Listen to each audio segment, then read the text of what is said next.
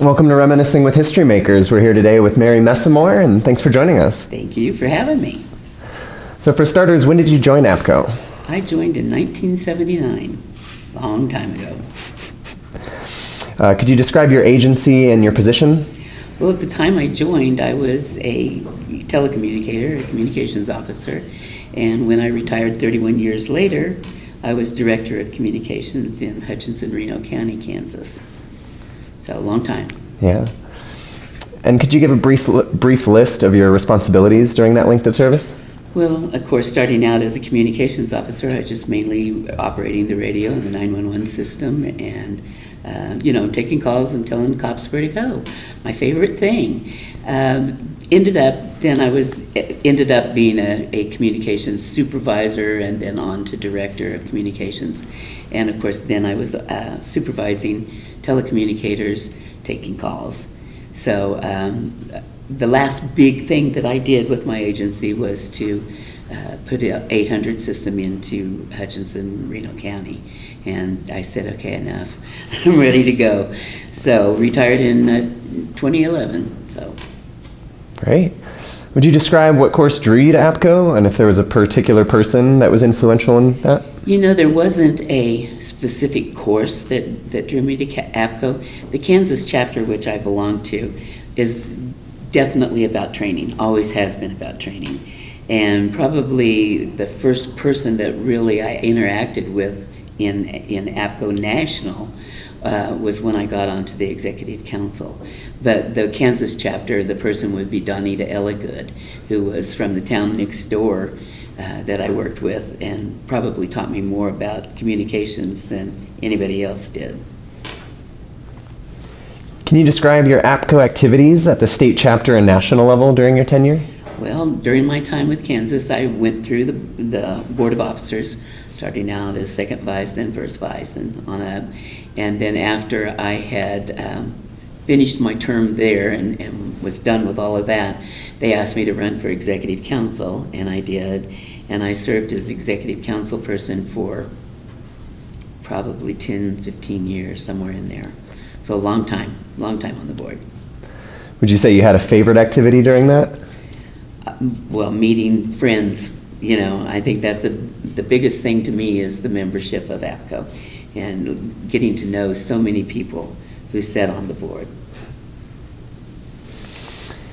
Would you say that your APCO membership has had a direct effect on your career in public safety communications? It definitely did. I got involved in APCO, probably on the board of Kansas APCO, because of an incident that I dispatched back in the town that I grew up in. Was a town of 5,000 people, and at that time I don't think we'd ever had a murder or anything until my lucky day, or unlucky day as it was, and ended up dispatching something, and Kansas chapter asked me to give us talk about it, and then afterwards they started saying, hey, why don't you run for office? So that really started me on the chapter board issues and stuff.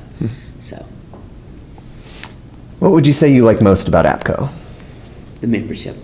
I mean, that's truly, to me, that's the whole thing, that APCO needs to continue to remember to be member driven, not money driven, which happens an awful lot with organizations, but we're a member association and we need to stay that.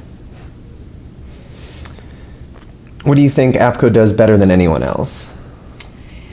Well, again, it just all comes back to the members. It's the training they provide, it's the speakers they bring in for conferences that have had unbelievable experiences that they come and share with us and that you get to learn from and learn about. What do you think APCO needs to do to move forward and to stay current? Remember their members. Remember the members. I mean, it's just, that's my mantra. Is that the right word? Mantra. Mantra. That's my mantra. Remember the members, because that's the important part. Great. What stands out to you as a significant contribution during your time in office? Well, I did a few little things. They weren't really big, blow you out of the water things. I worked at one time, we had a member who was killed at an APCO conference, national conference, and they developed or set up an award in her name, and her name was Joanne Perkins, and she was from the Iowa chapter, I believe. I always get confused whether it was Iowa or Ohio, but and they had an award in her name for probably 10, 15 years maybe, and it got to the point where nobody knew who she was. And so they felt like it needed to continue to be an award, but maybe we needed to change the name, which of course was going to be a hot topic for that agency or that chapter. And they asked me, I believe it was Jack Keating, asked me if I would take that on and work with them and see if we could find something to work that out. And we did. We came to a great resolution on it. They split up the money, gave half back to the chapter so they could continue awarding scholarships in her name to their chapter. And then APCO used the other half of the money to go into the scholarship funds that APCO promotes. And then my other thing, which I really don't get much credit for, but I was the one that pushed for the most, was the Executive Council New Orientation. You know, the first time I came to an Executive Council meeting, my eyes were as big as saucers, and I'm going, what did I get myself into? And I felt like a fish out of water. And so I kept saying for quite a few years, we need an orientation for new members. And so we finally got it through, and now they really do a wonderful new Executive Council member orientation. And I still take credit for it.